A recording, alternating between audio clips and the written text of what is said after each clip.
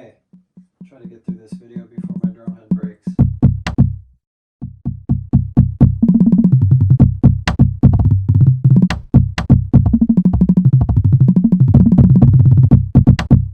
So we've talked about how to approach the drum, right? Our forearm's going to be parallel to the ground. We're not going to have tension anywhere in our arm or our upper body.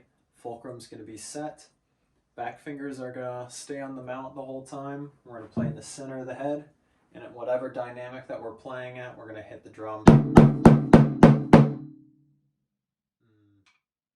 as hard as we can.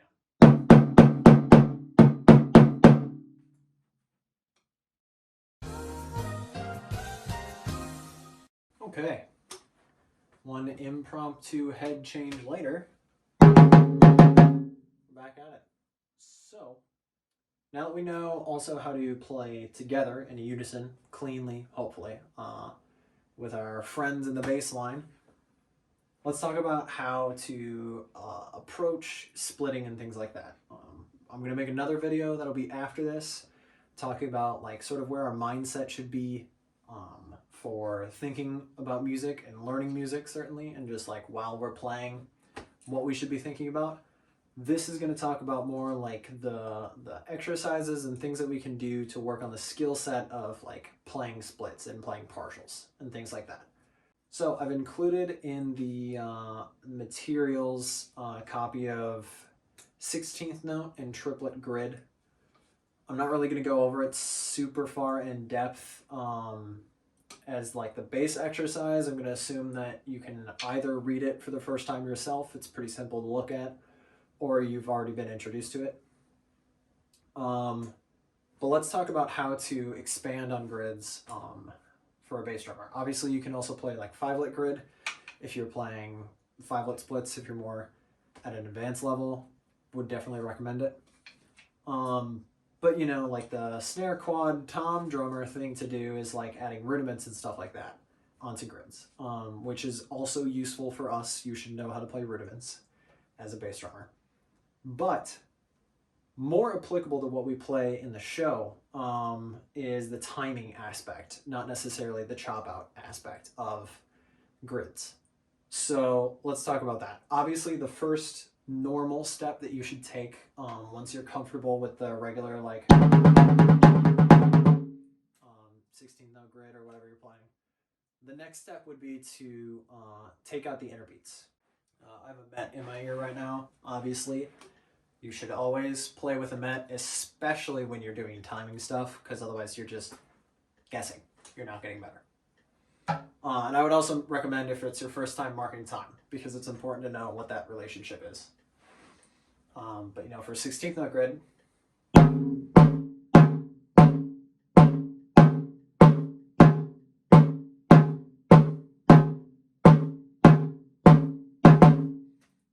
notice I'm playing alternating sticking. You can play around with the stickings, play it all off the right.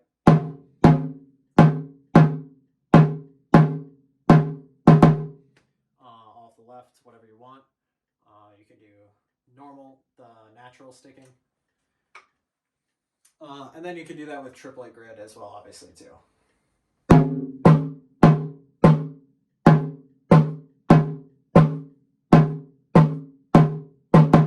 But there's obviously a lot more that we can do with that. At EP the other day, when we discovered, and something that I had personally never tried before, is just playing the inner beats. And you kind of end up with this like weird pattern, 16th note timing type of thing, but you're starting on the last pattern. So like,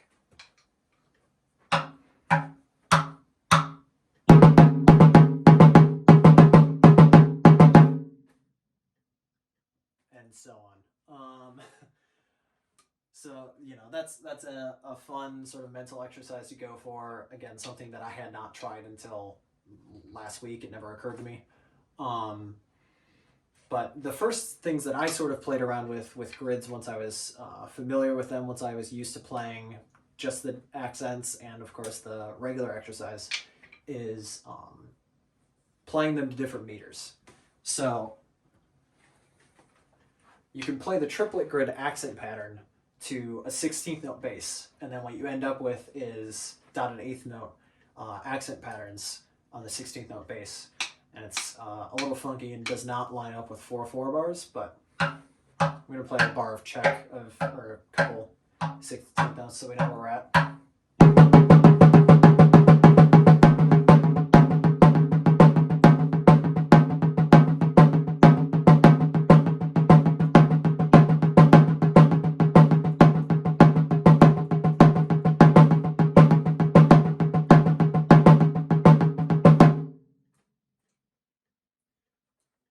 Cool. And then you can do the same thing, 16th note grid pattern on a triplet bass. That one's a little funkier. And that'll help you, more understand like different kinds of timings, different meters and things like that. Another thing you can do, this one's a little more advanced and a lot harder, is practice motion changes, because as bass drummers, a lot of times we have to make, really quick mental motion changes as we move through. We might have 6-tuplet 2s going down the line and 6-tuplet 3s going up. So the bass check of that is going to be, which we'll talk about more in the next video, but is going to be 8th note triplets going down and 8th notes coming up. So we need to be able to make that mental switch really fast and understand what those meters are and when our notes are coming up.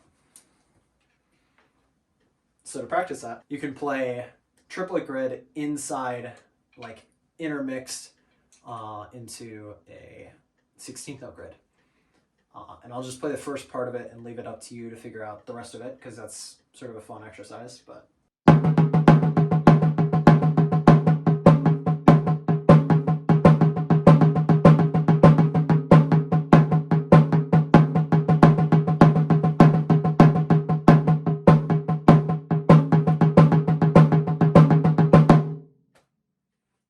cool. So pretty difficult. What I just played was not perfect, but I hope you get the idea.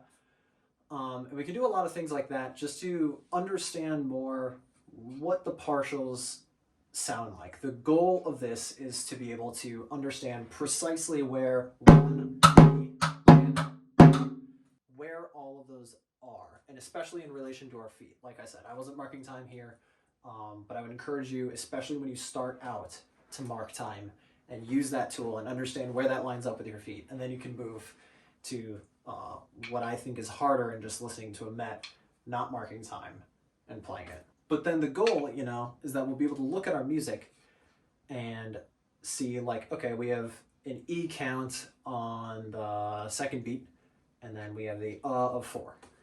And rather than having to, count and be like, okay, what does 16th notes sound like at this tempo? And then be like 1 E and a 2 E and a 3 E and a 4 E and a. We could just count the downbeats and we just know where E is, where is.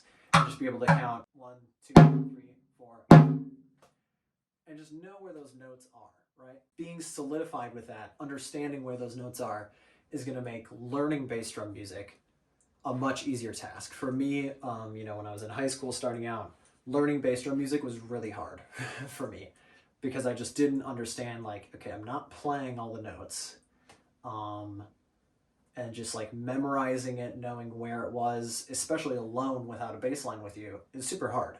But this kind of thinking, understanding this at a fundamental level, is going to really help you. Another tool that I would recommend using, especially if you're new to bass drum, is you can highlight your notes. If you look back on like my old high school beats, I even did this when I marched at Minnesota Brass and in drum corps. You just highlight all of your notes. The key is making sure that you only highlight your notes and you highlight all of your notes. So as long as you're careful with that, that's super helpful, just to be able to like more clearly see, like, okay, these are my notes. This is what I need to do. With the grids now, going back to that idea, obviously as we play like 16th note grid, we can add on, 2s or 4s to it. We can play.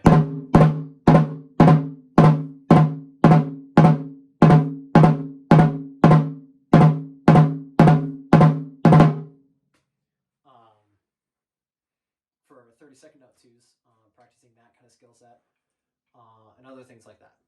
there's also, you know, a multitude of things that you can do for like splitting grids. You know, you can have like you and your friend play every third note, so you can play or 3 groupings of 3 notes. So you can play the first, and your friend would play 4, and switch off, trade off like that, do other mental exercises. As much as you can work out your brain, that's the hard part about bass drumming, or it always was to me, is that it takes a lot of brain power to be able to play this instrument and be able to think about where your partials are and memorize that and be able to play it accurately. And the only way that you're really ever going to do that is with practice and practicing these basic kind of exercises, so that when you get to your hard music, your show music, your bass solo, whatever it is, you don't have to think anymore. You can just, it's just muscle memory. You just know, like, okay, I got the E's and U's for 2 counts, and then I have the third partial of 4, and you could just whip that out right away. You know where that is, and you're good to go. So, like I said, in the next one, we're going to talk more about like specifically where our minds should be at, how to break down approaching bass drum music, just like super basic stuff, and just like what I would recommend you do when you look at new bass drum music and check it out. And then after that, we're going to finish off with more complicated splits, you know, lasers, bagadas, things like that, how to break that stuff down.